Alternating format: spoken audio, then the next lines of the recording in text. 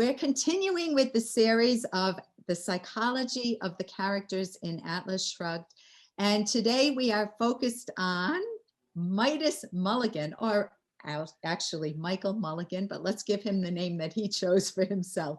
A newspaper man, a humanitarian type, once condemned him. Midas is the banker, and I'll describe him in a minute, as someone that was just after gold, and he used the name in a derogatory manner, calling him Midas. And Midas went and legally got his name changed to Midas Mulligan. So that's how he handles criticism. So let's start with Midas. But before we go to Midas, let's go to a little guy that we're going to leave very quickly called Lee Hunsaker. Lee Hunsaker, we hear, I never had a chance. You see his cluttered home, his filmy eyes, worn by exhaustion. He's 42 years old. And Lee Hunsaker says, people are bastards at heart. He was supposed to be the president of the 20th Century Motor Company. He was with this Amalgamated Service Corporation. And he said he was never allowed to succeed. How are we to succeed in life if nobody would give me how am I to succeed in life if nobody would give us a factory? Oh, don't let me hear anything about justice. But that bastard, Midas Mulligan, put me through the ringer. Dagny sits up straight. She's going to get some information from Lee. He says, yeah, the banker who looked like a truck driver and acted it too. Then in talking about Midas a little later, Ayn Rand describes him as everything he touched turned to gold. And people said, well, that's gambling. And he said, no, it's because I know what to touch. Midas is the banker who invested in Hank Rearden Steel. He is the banker who was the trigger. He knew who to invest in. He was a flame spotter who could see bright rising industrialists, and he invested in them. And you get this enormous economic success. And he had one unwritten rule when he was giving out loans to people like Rearden, one unwritten rule, which fortunately for us snagged Lee Hunsaker. You had to observe a certain unwritten rule when dealing with Midas Mulligan. If an applicant for a loan ever mentioned his personal need or any personal feeling, whatever, the interview ended. And Midas Mulligan says that he was never given a chance to speak to Midas again. And Midas says, could he name a person, when asked, could he name a person more evil than the man with a heart closed to such pity? And he says, yes, the man who uses another's pity for him as a weapon. The man who uses another's pity for him as the weapon. Think of the people in your life who might have used pity against you as a weapon. So Midas vanished 7 years ago. He had the cleanest run on a bank. All of the depositors got all the money they could to finish up the Lee Hunsaker story. The bank was closed by the time Lee Hunsaker was supposed to collect his money. So Lee Hunsaker never collects his money. Midas had no family, no friends. When he left, his servants knew nothing. He just left home this morning, in one morning. And this is one of my favorite Mulligan scenes. And then I'll turn it over to Andy. The last person who supposedly saw him on a spring morning was an old woman who sold flowers on a Chicago street corner by the Mulligan Bank. She related that he stopped and bought a bunch of the year's first bluebells. His face was the happiest face she had ever seen. He had the look of youth, starting out into a great unobstructed vision of life lying open before him. The marks of pain and tension, the sediment of years upon a human face, had been wiped off. And what remained was only a joyous eagerness and peace. He picked up the flowers as if on a sudden impulse, and he winked at the old woman as if he had some shining joke to share with her. He said, do you know how much I've always loved it, being alive? And with that, I will turn it over to Andy. Thank you, Ellen. That's a very good introduction, and we should probably make a disclaimer here first, right? About about, if you haven't read the book, go read the book. You know about Lee Hunsaker. Yeah, well, that's not such a big deal, but it's a mystery story. You don't want to. We're gonna discuss a lot of spoilers, in this series, and you don't want the series to spoil the mystery in the book for you. So read it first, and then come watch this series.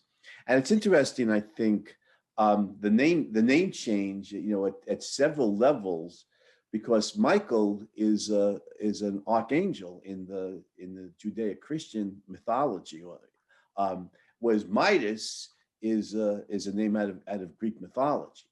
And you'll notice that Ayn Rand, the devout atheist, over and over again, refers to Greek mythology in her stories. I mean, the title of the novel, Atlas Shrugged, refers to it, whereas she disdains the Judeo-Christian theology, or I would call it their mythology. So he's moving from much in changing his name from a Christian name to a Greek name. He's moving from a irrational world into a much more rational one. Now, Midas in the mythology, of course, wanted that gift of everything he touched turned to gold. And when he received that gift, of course, it caused him to starve to death, because when he touched his food, it turned to gold, and you can't eat that, at least in one iteration of the myth. So he stands, you were saying, Ellen, he stands as in the mythology, and as it's come down to us, it's a negative, that you want gold, it's avarice, it's cupidity, it's a bad thing. That all you care about is gold or money, but Michael Mulligan took that as a compliment, that everything he touches turns to gold in a very positive way, and I think we should look at that, because he's the he's the J.P. Morgan of this universe, the brilliant banker, and he's got an eye when he invests. He's looking for one thing: productive ability. And the young Hank Reardon didn't have a what. He was just starting out. As some young entrepreneurs, they don't have any capital. That's why they come to the venture capitalists. That's why they come to the great banker. But Reardon, Mulligan sees in Reardon the drive, the work ethic, the genius, the productiveness. That's what he invests in. And in real life, that's what J.P. Morgan did. You invest in any number of productive companies. Bankrolled Edison for a while early in Edison's career. And Morgan is interesting, because I think Mulligan reminds us a lot of him. Morgan was a bulwark of the Episcopalian Church, and took morality seriously. He was a upright guy. I think it was when he was testifying in some case before Congress about what it takes to get a loan from J.P. Morgan, and Morgan said, and he astonished, I think, a lot of the politicians when he said, the thing I look for is character above all in business dealings. He said, because if you lack character, you can't get a loan from me for all the money in Christendom. He said, and that's what Ayn Rand, of course, showing that productivity is a virtue. It's one of the cardinal virtues in the objectivist ethics. And Reardon, as we've said on the show, Reardon is the epitome of productiveness. And this is the kind of guy that Mulligan was looking for. Find the Hank Reardons, be the flame spotter that you were saying, Ellen. Find the Hank Reardons, bankroll them, and they'll take that money and they'll produce. Lee Hunsaker, is blaming others. He lacks character in the way J.P. Morgan said. People have character, take responsibility. If Lee Hunsaker had said something like, I messed up, it's my responsibility, I recognize it, I accept responsibility, I'm going to learn from it moving forward, and I'll do better, then you have a chance to get a loan perhaps from Mulligan. But character is what Morgan looked for, J.P. Morgan looked for in real life, and productiveness is part of it in Ayn Rand's ethics, and that's what Mulligan looks for, and he certainly found it in Hank Reardon and in others. Shoshana, you want to jump in? Yeah, I just wanted to comment that Mulligan is a character we meet initially through legend. Yeah. Okay, like the pirate, like Donsfield, that we hear about him, and he's someone from the past.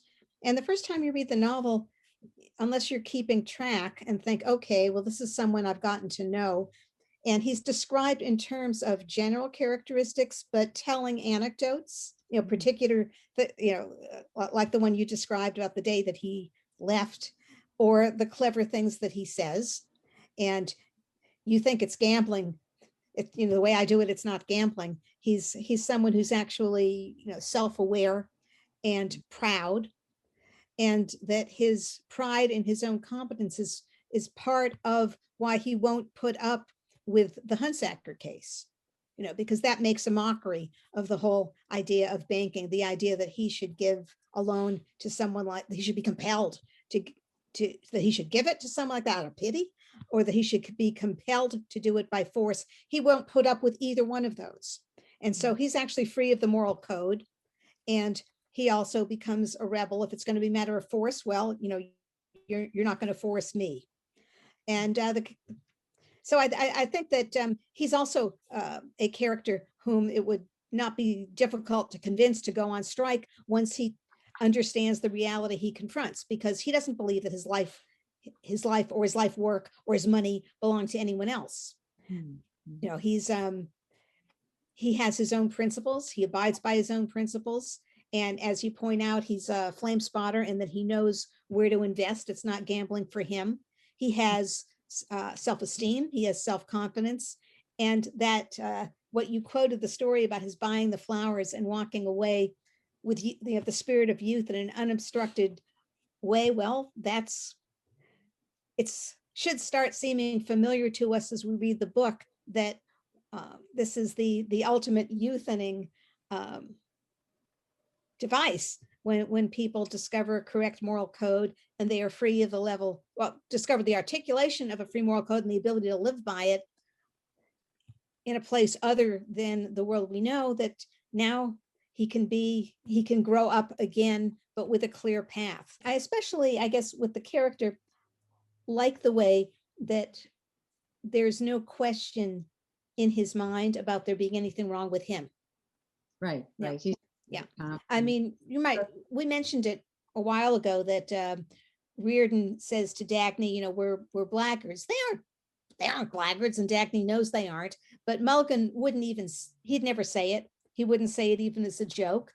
If somebody else called him a blackguard, I don't know, he could say, all right, that's me, blackguard Mulligan.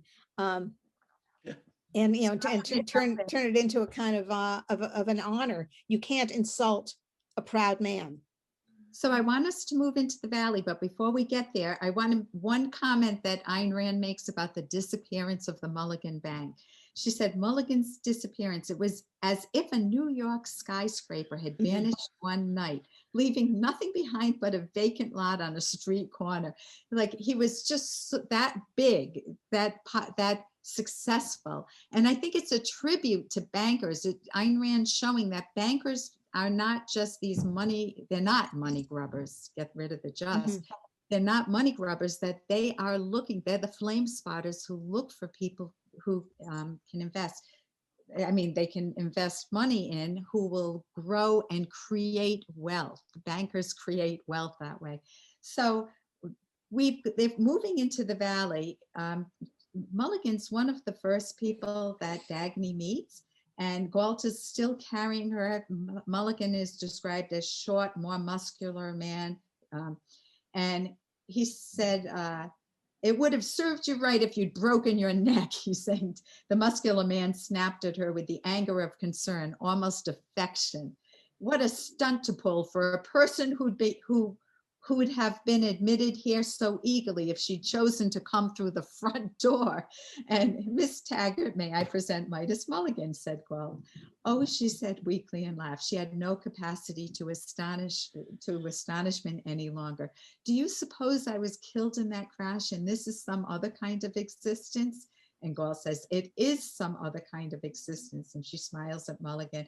Where's the front door? And he said, here. He points to his forehead. And then he's very caring toward her. And then he calls her, she's the first scab. So Andy, you want to take it from there? We're in the valley. Yeah, it's just it's such a touching scene. You know, it just brings tears to my eyes. You know that he's the looks like a truck driver, acts like one. Lee Hunsaker said, and you know, and he's the brilliant banker who does not want to hear about people's personal emotions or anything. But you see again, characteristic of Ayn Rand's heroes, he's a valuer, and how he values Dagny. You know, you'd be welcome through the front door, you know, anytime. It's very touching, and it comes from somebody who's not, you know, prone to expressing personal emotions here. But you see, you know, his concern for her, his affection for her, and you know, and his respect for her. So it's very touching. I just wanted to, you know, just make, you know, so since I wrote the Capitalist Manifesto and did this work on all these industrialists and, you know, heroes of the early days of American capitalism, you were talking about what a giant Mulligan was, you know, and he disappears. It's like, you know, like a skyscraper disappeared. And that's, again, analogous to J.P. Morgan in real life. And I think I told this story on another episode, but it bears repeating about the great Edward H. Harriman, who they called the Little Giant, who built up the Northern Pacific, you know, after the, you know, government crony capitalists or half-assed socialists had built it as a, you know, as a rotten line, and Harriman bought it and rebuilt it to rival James J. Hill's Great Northern. They used to say on Wall Street about Edward H. Harriman, the Little Giant, they said Harriman feared neither God nor J.P. Morgan.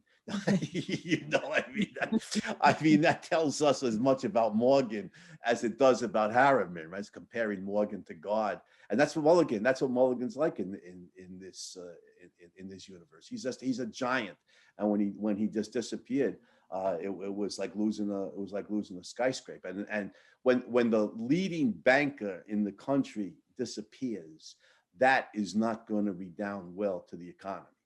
And so, you know, that's all part of Galt's plan. You got to pull Midas Mulligan out if you're gonna want the economy to collapse. You got to pull out the leading, most conspicuous banker and the talent finder and the guy who's going to invest in productiveness.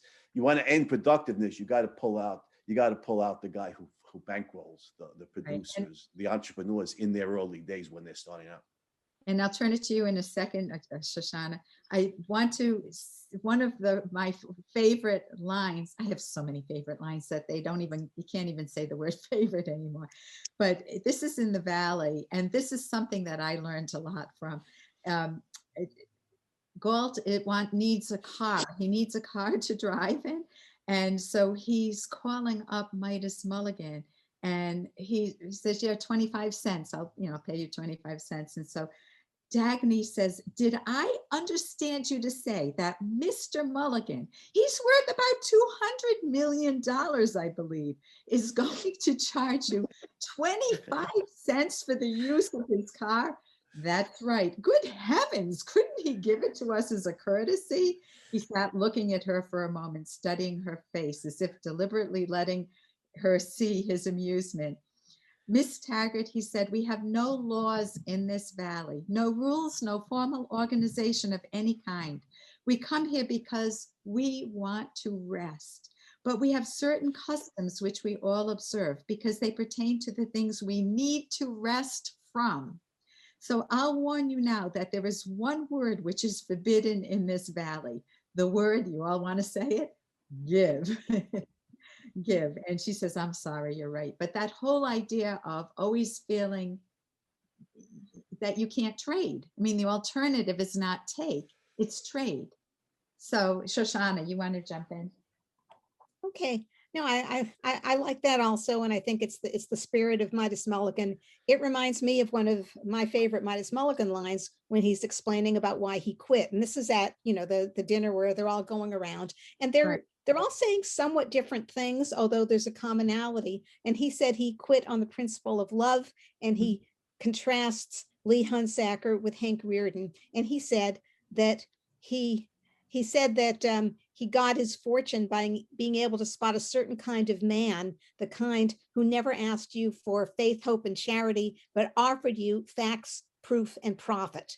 Now that's you know, I guess you could say that in Ayn Rand's novels, all the characters, even actually the bad guys, are eloquent and, to the point, even when the point for the bad guys is evasion. But that's really nice. Faith, hope, and charity, which are conventional, Right. and which are forms of need, which we already knew you're not allowed to say to him, but facts, proof, and profit, which are, of course, are exactly what Reardon could offer, what Dagny could offer when she's looking for an investment for investors in the line. Facts, proof, and profit, and that's what he goes by. But then he moves to the idea of picturing Reardon being sacrificed for the sake of Lee Hunsaker, on the altar. And of course, this gets in the idea of sacrifice. It gets in the idea of who's serving whom, who belongs to whom. It's the strike. And it's clear, so he didn't even really need to have it explained to him. He needed the address, where to go. And with his expert business ability, he managed to close everything down while disappearing. Now, you might remember with Francisco, he had to go to all kinds of trouble in order to get rid of his fortune. Yeah, it takes a lot longer. Took a long time. Now, it could last for generations with. Right. Now, Midas Mulligan, I guess maybe because of the time compression or because he knows how to make a fortune appear and disappear, he does it quickly. And so, I think it's a nice, it's part of what in the book goes along with people doing things that you could think of as miracles, but that actually have natural causes. That's a good point. Which is like everything turning into gold.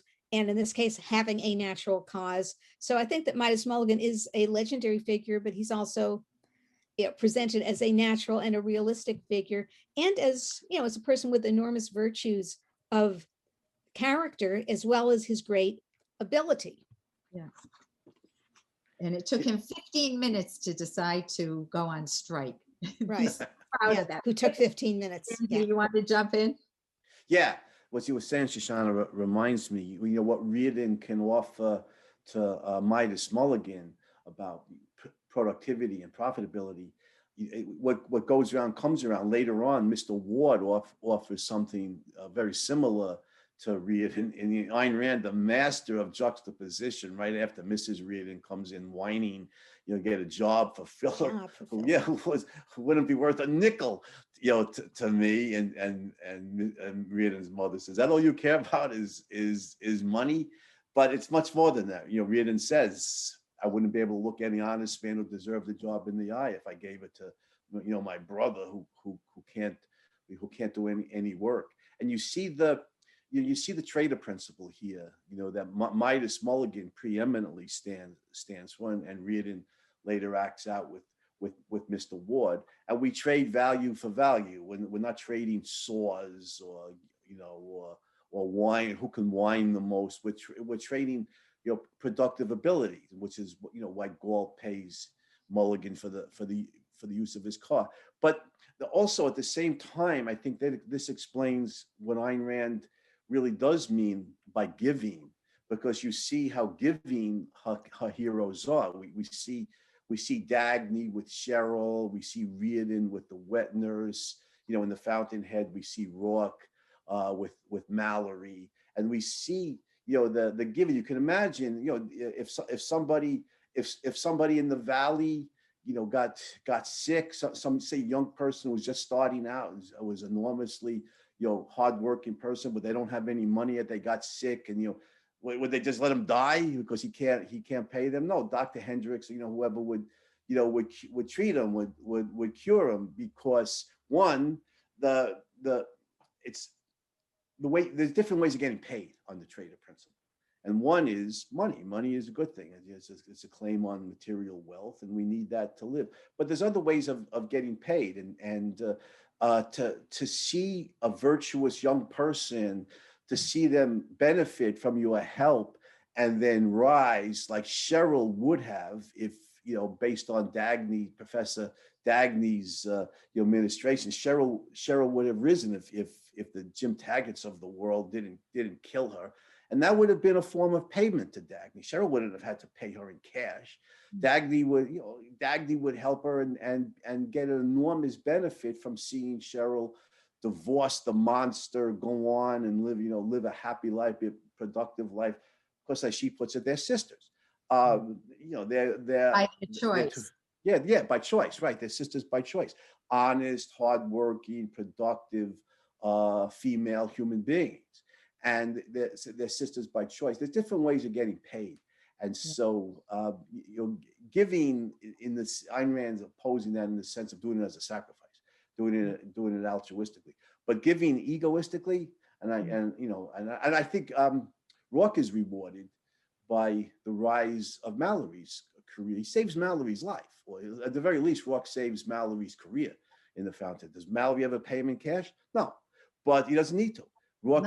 Rourke's rewarded by Mallory's work and the happiness that Rourke experiences by seeing a good man, talented man like Mallory rise. Different ways of getting paid. We'll see that too with Haley, the traitors in spirit. But before, we're not talking about Haley now. So getting back to Mulligan, Midas, this is at Mulligan's house, which at night looks, with all the windows lit, looks like a train, the lights on a train. But Midas Mulligan met them at a door. This is his description. And it speaks to what you're saying, Andy. His grim, square face was not as harshly expressionless as she, Dagny, had thought. He had a look of satisfaction, but satisfaction could not soften his features. It merely struck them like a flint and sent sparks of humor to glitter faintly in the corner of his eyes, a humor that was shrewder, more demanding, yet warmer than a smile. And he introduces her, Gentleman Taggart Transcontinental. He said it smiling. And he says to Dagny, you have belonged here a long time, Miss Taggart. This was not the way we expected you to come. Welcome home. So that enormous warmth, that enormous visibility that the Ayn Rand's characters give one another is there. And then he asks Dagny, Dagny says, it's like that dream you have in childhood. When you see all these people that you thought were dead, and what could you say to them? And she says, just hello. And he said, Ken Danica said, that's not all. Miss Taggart, you'd want them to look at you and say, well done. She dropped her head, nodded slightly, head down, not to let them see the sudden spurt of tears to her eyes. All right then. Well done, Dagny. Well done. Too well. And now it's time for you to rest from that burden, which none of us should ever have had to carry, the Atlas imagery. And Midas says, shut up, said Midas, looking at her bowed head with anxious concern, but she raised her head smiling. Thank you, she said to Danica. He said, Mulligan says, if you talk about resting, then let her rest. She's had too much for one day. No, she smiled. Go ahead, say whatever it is. Later, said Mulligan. So you can see his protecting. She's overloaded, the crow, and he's just trying to, she's psychologically overloaded with great things, but he's recognizing that it's a bit too much for her. But she gets that wonderful visibility in that. Yeah, he's acting like a father here. This is paternal affection and protection towards Dagny, the way Hugh Axton does towards his sons. It's it's interesting because Mulligan doesn't have a family, but you see he has paternal feelings. Right, and he has friends now too. Right. He's got friends in the valley now. Shoshana? Yeah, it is an interesting little moment with Midas because as you're right, he's being protective. He notices that she's being affected, and he wants to indicate, that she shouldn't have too much to bear. But in fact, Dagny doesn't need to be protected, and she's strong enough to hear this. And I think in some way it's obviously benevolent. It's not a bad thing. Yeah. It's not failing to recognize her own strength, but at some level, I think it could also be that he's about to start crying, and Midas Mulligan doesn't do that because, he's someone who he's stern, he's strong. Yes. On the other hand, strong people can also be affected and can cry. And even that very thing that she's being affected by, wanting someone to say, well done, well, he wouldn't mind that. That would be a fine thing, because in fact, he has been the subject or the object of popular condemnation in a way that is not necessarily true for all the other characters, although it is true for some of them. And so, he's kind of used to that, of being condemned. And you can imagine someone who's being condemned, even though it washes right over him and he doesn't care, but it wouldn't hurt if someone said thank you. Mm. And so, I think that it could be that he's imagining, well, if I were listening to what Dagny's hearing and I see the way that she is reacting to it, maybe, you could push pause. So I think that maybe there's a kind of self-revelation in there, as well as a kind of protectiveness and benevolence. But Dagny essentially reassures him, no, it's fine. And also, her being moved doesn't mean that she needs this to stop. Yeah. Emotions are not a threat. Right. While you were talking, Shoshana, it occurred to me, Midas Mulligan really embodies the traitor principle, and the traitor principle is carried out in different iterations, and right in this scene, because Ken Daniga is trading is giving Dagny payment for something that he's received from her, not just the transportation that she's provided for coal all these years, but her character, her personality, her can-do spirit, her ability that he takes great, you take great pleasure in knowing somebody like that. Just the what they bring into your life, the moral richness they bring into your life, and being able to interact with somebody like that in business every day or at a personal level is a great value. It's a great pleasure to him. And he's paying her back. And Midas Mulligan, telling him to stop, is also paying Dagny. He's paying her with paternal affection. He's showing her, I really care about you. I have like a father's feeling towards you. And he's also paying her for the great moral wealth that she is in her character, and the great. He hasn't had the opportunity to interact with her in business yet, but he knows what she's done, and he takes. You could see Mulligan would take great pleasure in seeing the achievement of the John Galt line, even though it's propping up the looters. At a deeper level, it's like, wow, what an achievement! And he's paying her back in his paternal feelings. It's really interesting how broad, wide, and deep the traitor principle is, as Ayn Rand construes it. You trade values in many ways: material values, spiritual values, composite values that are part bodily, part intellectual. Like Atlas Shrugged itself is a composite value. It's a book. It's a physical thing, but it's filled with intellectual and emotional wealth. We trade values in many different forms. Yeah. Well, I think that part of what you're saying, I think, with the importance of Mulligan, is that it's almost as if he's another character who could stand for the whole book. And Ayn Rand has given us many of these, because Reardon is the one who needs to be delivered, who needs to shrug. And Ellis Wyatt is the one who makes fire. Okay. And Midas Mulligan, obviously it goes with money, and money's important in here. And money is the symbol, the dollar sign, the sign of the dollar. And Francisco's speech about money, and Reardon is essentially saying it over again. And so we've actually got a character who, more than any of the others, represents wealth itself. And yet he's the one who, when he talks about quitting, talks about the principle of love. And, and he has this kind of emotional youth and release. And there's this one more thing that's really cute. I think it's kind of cute about Midas Mulligan, is that a person he inspires in the Valley is Quentin Daniels, whom we will get to later. But Quentin Daniels says, I want to be like Midas Mulligan. I want to make as much money as he does, as he has. And I think that that's kind of, well, again, it revises the conventional view of money as an empty pursuit. What's that? As money as opposed to spiritual values. And here it's, well, Midas Mulligan represents spiritual values as well as wealth, and wealth appropriately used, and wealth in trade, and wealth as justice to Hank Rearden, and also justice to Lee Hunsaker. You're not getting my money. Let me, And then it even trickles down to Quentin Daniels.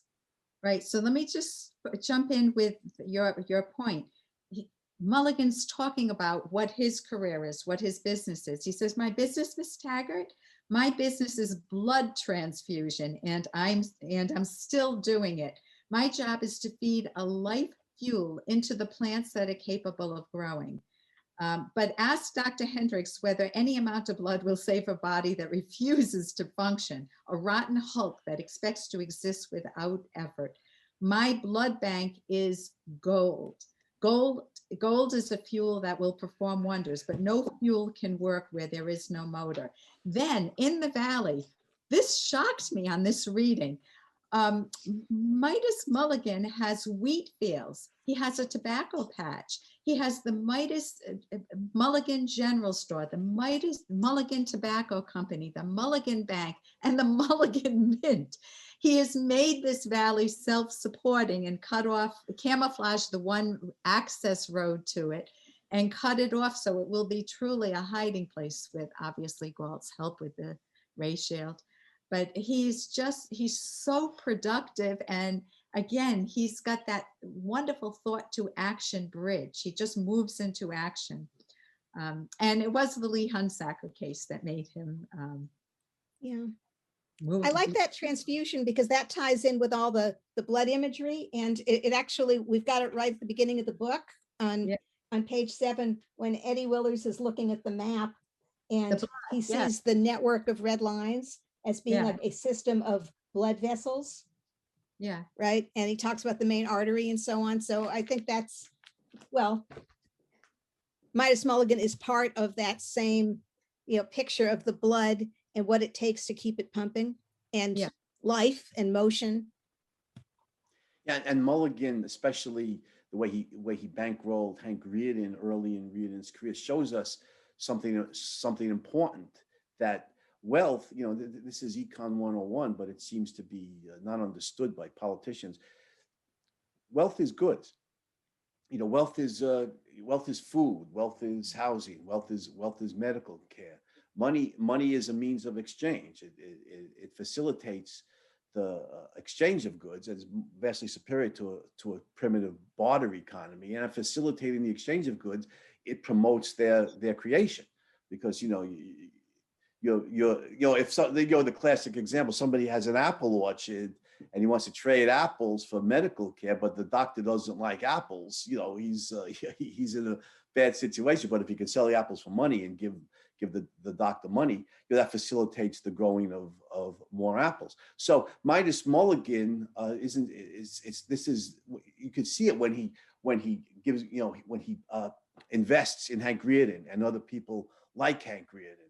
That is, the money here is encouraging and promoting the creation of wealth, in this case steel and eventually Rearden metal. And also that's in classical economics, but also in the objectivist philosophy, wealth is values that promote human life, and they might be spiritual as well as material. Galt's advances in philosophy as well as in physics, Richard Halley's music, the young novelist who's with the big eyes, who's Ayn Rand herself, the novels that she's going to write, Kay Ludlow's acting. These are all values that promote human life. And so this is wealth. And of course, Francisco talks about this in his money speech. This is why the blood transfusion is such good imagery. This is Midas Mulligan's career. He provides the blood necessary, for these young creative talents, for them to bodily grow and be vital and robustly alive. It's a good imagery. He's a talent spotter, like you said, Ellen. He's a wealth creator. Yeah. So I want to move into the last scene here, or near the end. Mulligan is the one that says to Dagny, yes or no. Are you staying in the valley or are you leaving? And he gives great advice for all of us, which Ayn Rand does throughout the book. He said, You have, in fact, till the day after, in fact, until morning of the day after tomorrow. We'll wait.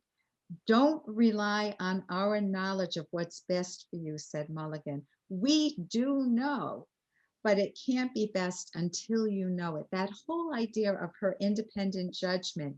And when she decides, when John Galt decides to go back too, he starts to go, Midas, who is against pity, starts to go into this pity mode.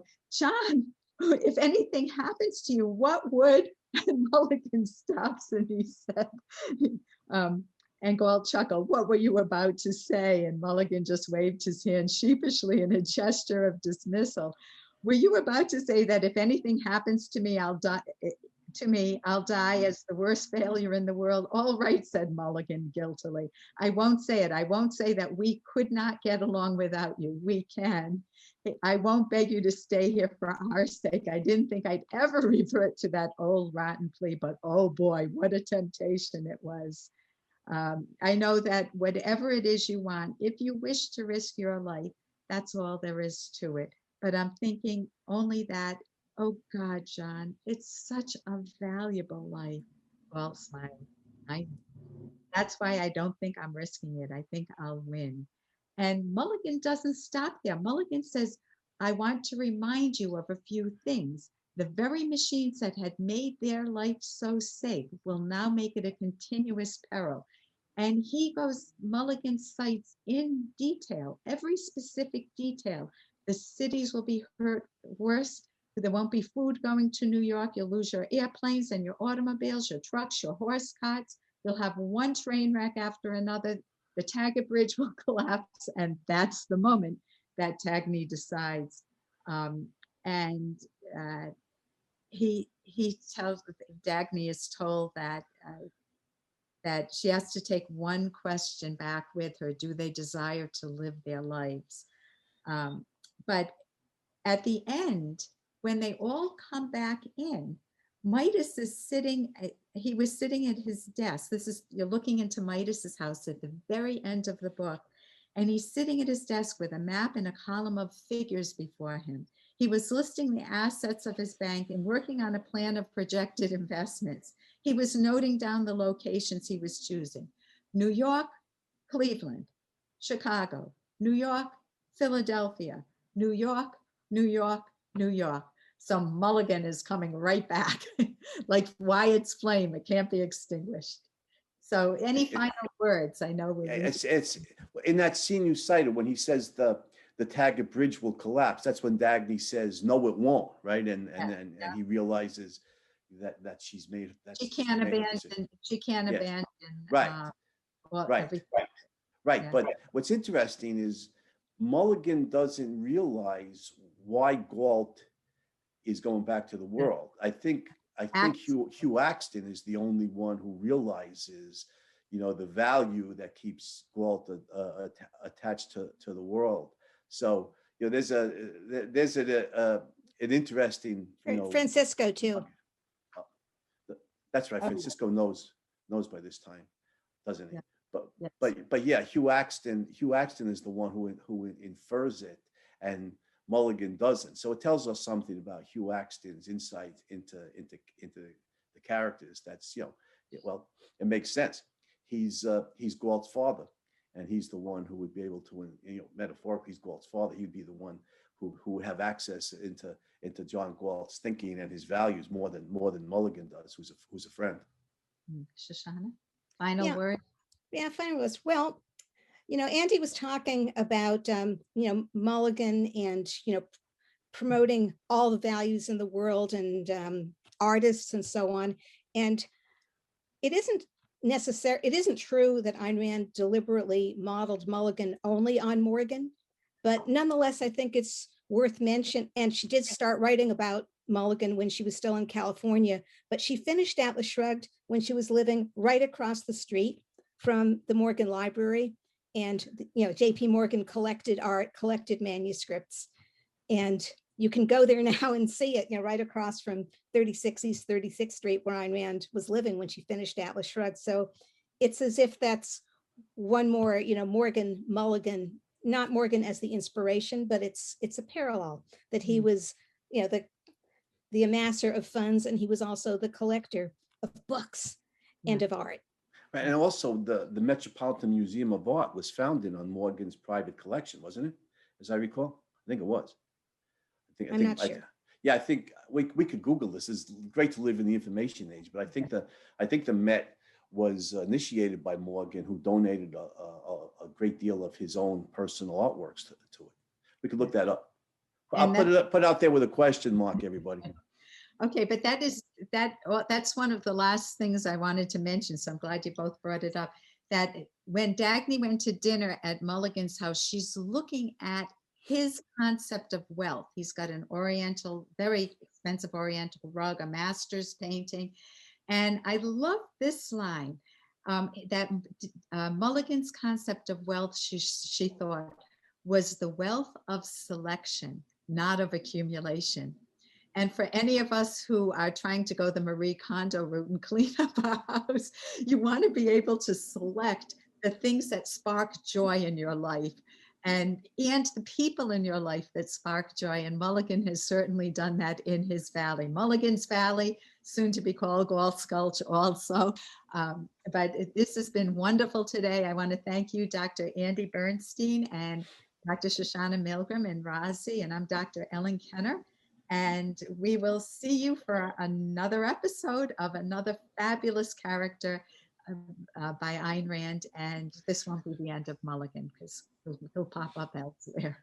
Well, thank you, Ellen, and thank you, Shoshana, and thank you, Razi, for setting this up. This is fun. Yeah.